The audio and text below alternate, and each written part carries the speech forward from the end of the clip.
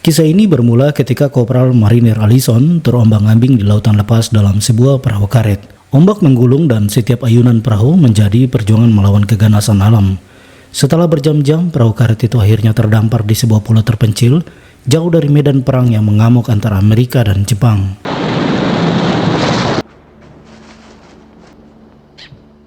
Allison, seorang prajurit yang terlatih dalam kewaspadaan, segera melompat ke daratan. Dengan sigap ia mengamati sekeliling, mencari tanda-tanda musuh atau penghuni lain. Ia bergerak diam-diam menyusuri semak belukar dan memeriksa setiap gubuk yang ditemui. Namun yang ia dapati hanyalah kesunyian dan sebuah makam yang tampak baru saja digali, menyisakan pertanyaan tentang siapa yang terbaring di dalamnya dan mengapa pulau itu begitu sepi. Tak jauh dari situ, sebuah bangunan gereja kayu yang sederhana menarik perhatian Allison. Saat dia mendekat, seorang biarawati bernama Suster Angela muncul, sibuk membersihkan bagian luar gereja. Allison dengan menjunjung tinggi nilai-nilai moralnya, menyapa Angela dengan hormat dan menenangkan biarawati itu, meyakinkannya bahwa kehadirannya tidak perlu ditakuti. You're alone here? God has been with me. I'm Sister Angela. Karena kelelahan yang mendera membuat Allison tertidur lelap. Ia terbangun sebentar melihat lilin-lilin yang dinyalakan Angela dan segera memadamkannya. Allison tahu betul bahwa dalam situasi perang antara Amerika dan Jepang yang tengah berkecamuk, cahaya kecil apapun bisa menarik perhatian musuh, terutama pasukan Jepang. How about seconds, ma'am? There isn't any more. Pagi harinya Angela mengajak Allison untuk sarapan. Di tengah hidangan sederhana itu Angela mulai bercerita. Sudah 4 hari ia di pulau ini. Ia bersama Pastor John ditugaskan ke pulau ini untuk sebuah misi. Namun ketika mereka tiba, penduduk setempat telah menghilang tanpa jejak. Tak lama setelah kedatangan mereka, Pastor John sakit dan meninggal dunia, meninggalkan Angela sendirian di pulau terpencil itu. You was Mr. Allison? Keesokan harinya, menyadari persediaan makanan yang menipis, Allison dan Angela memulai pencarian. Mereka mengumpulkan buah-buahan liar yang tumbuh di pulau itu. Tiba-tiba Angela melihat seekor kura-kura berenang di dekat pantai. Semangat Allison langsung membara. Ia mengajak Angela untuk menurunkan perahu karet dan mengejar kura-kura itu. 2, 3. 4. Oh!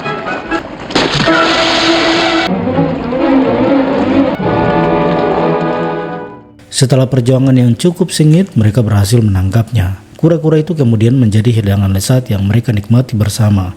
Dan keduanya sepakat bahwa makanan seenak itu hanya bisa dinikmati oleh orang-orang yang tahu cara menghargai kenikmatan. Dalam percakapan santai setelah makan, Allison mengungkapkan keinginannya untuk meninggalkan pulau itu dengan perahu karetnya. Tak disangka, Angela memiliki keinginan yang sama. Mereka pun sepakat untuk bekerja sama memperbaiki perlengkapan perahu karet agar bisa berlayar kembali ke peradaban. We call them mackerel snap. What is it you call them, Mr. Allison? Di tengah kesunyian pulau terpencil itu jauh dari keramaian dunia, Allison terus menaruh rasa hormat yang mendalam pada Angela. Namun ketenangan mereka terusik ketika sebuah pesawat mata-mata Jepang mulai mengitari pulau.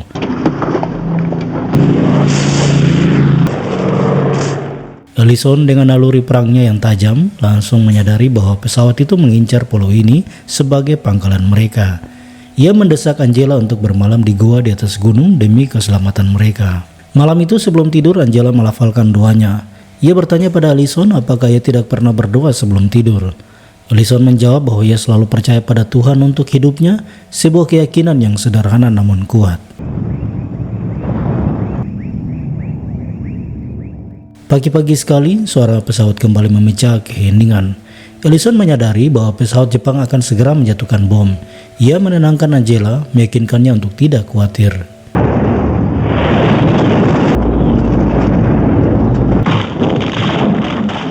Setelah serangan itu, Allison pergi memeriksa puing-puing yang tersisa. Di antara reruntuhan, ia menemukan sebuah salib dan membawanya untuk diberikan kepada Angela. Tak lama kemudian, sebuah kapal Jepang terlihat mendekati pulau. Para tentara Jepang mulai berdatangan dengan perahu karet, bersiap membangun pangkalan mereka. Allison dan Angela segera kembali ke gua untuk bersembunyi.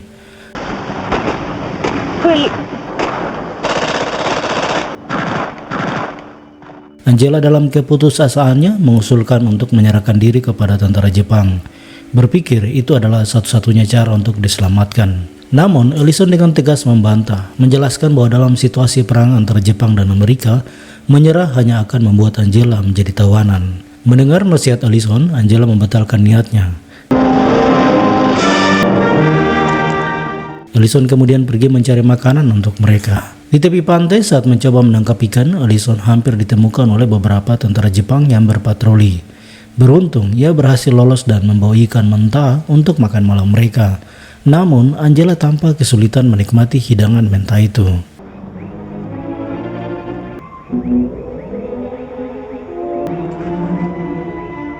Malam itu Allison menyelinap diam-diam ke kamp Jepang untuk mencari makanan.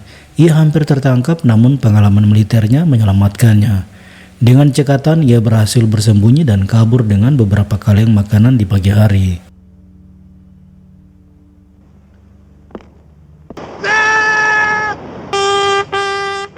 Allison kembali ke gua membawa beberapa hadiah untuk Angela, bunga liar dan sisir bambu buatan tangan. Angela sangat berterima kasih atas sisir itu, meskipun ia menjelaskan bahwa biarawati tidak menggunakan sisir karena rambut mereka dipotong pendek sejak hari mereka mengucapkan sumpah. Namun agar tidak membuat Allison sedih, Angela meminta agar ia bisa menyimpan sisir itu sebagai kenang-kenangan. Allison kemudian bertanya pada Angela bagaimana jika seorang biarawati ingin berhenti menjadi biarawati. Angela menjelaskan bahwa sumpah biarawati tidak bisa dianggap enteng. Namun jika alasannya sangat serius, dispensasi khusus bisa diberikan. Ia juga mengungkapkan bahwa para biarawati diberi waktu untuk mengambil keputusan. Bahkan setelah masa novisiat, mereka memiliki 5 tahun untuk mengambil sumpah terakhir. Sumpah terakhir Angela sendiri akan jatuh pada bulan depan. Mendengar ini, Allison merasa masih memiliki peluang untuk mendapatkan hati Angela.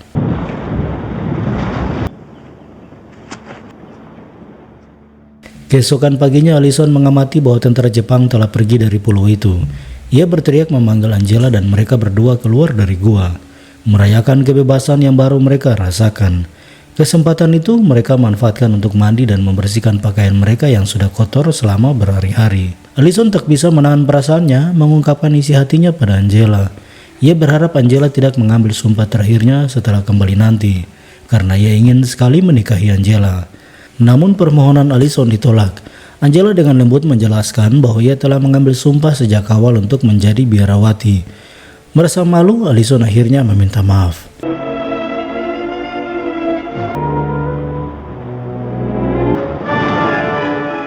Malam itu di dalam kamp Jepang yang kosong, mereka menemukan banyak sekali makanan dan minuman. Angela menemukan sebotol air putih dalam sebuah karung dan memberikannya kepada Allison. Allison yang terlalu banyak minum air menjadi sedikit pusing dan berbicara lebih banyak dari biasanya, membuat Angela merasa sedikit takut.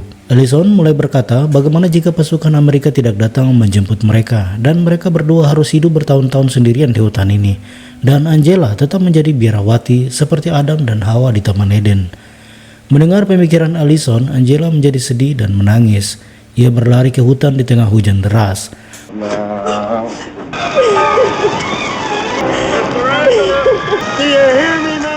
Malam itu, Allison mencari Angela dan menemukannya tertidur di tengah hutan, demam dan sakit. Saat ia menggendong Angela, Allison menyadari bahwa tentara Jepang telah kembali ke pulau itu. Ia segera membawa Angela kembali ke gua untuk mengobatinya.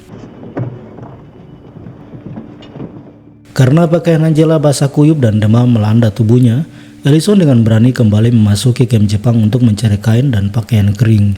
Sambil mengambil beberapa kain, ia ditemukan oleh seorang tentara Jepang. Perkelahian tak terhindarkan.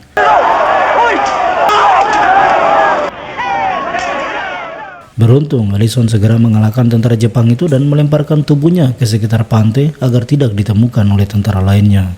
Allison kembali ke gua dan mengganti pakaian basah Angela. 3 hari kemudian, Angela tersadar dari pingsannya dan menemukan kepalanya tak lagi tertutup kain biarawati. Allison segera meminta maaf, menjelaskan bahwa ia merasa bersalah karena membuat Angela ketakutan dan berlari ke hutan di tengah hujan hingga jatuh sakit. Namun Angela membantah, bukan karena kamu aku ketakutan malam itu dan kamu tidak melakukan kerugian padaku. Angela menegaskan bahwa ia sendiri yang berlari dari kebenaran.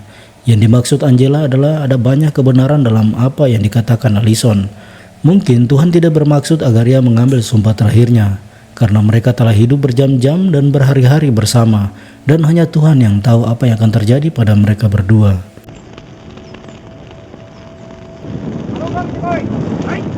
Tak lama kemudian Ellison mengamati bahwa tentara Jepang telah melakukan penyisiran. Curiga ada musuh di pulau itu setelah menemukan kematian salah satu tentara mereka.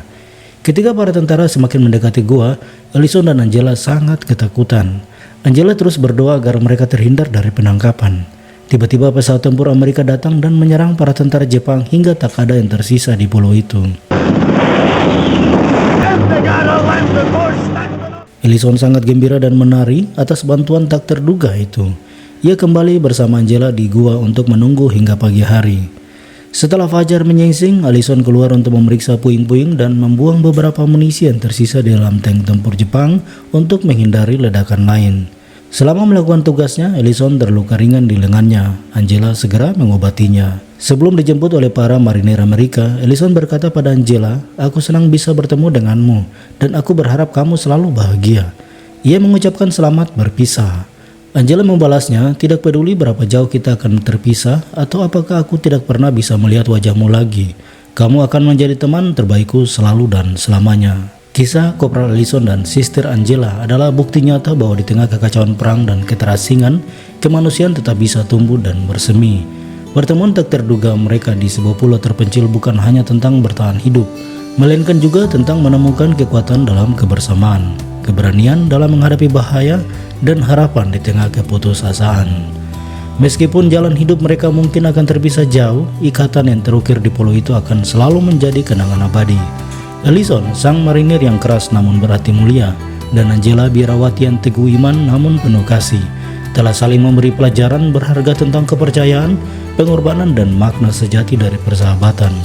Pulau terpencil itu yang awalnya hanya menjadi tempat pendaratan darurat, pada akhirnya menjadi saksi bisu sebuah kisah tentang ketahanan jiwa dan kemungkinan tak terduga dari sebuah takdir. Terima kasih telah menonton dan sampai jumpa.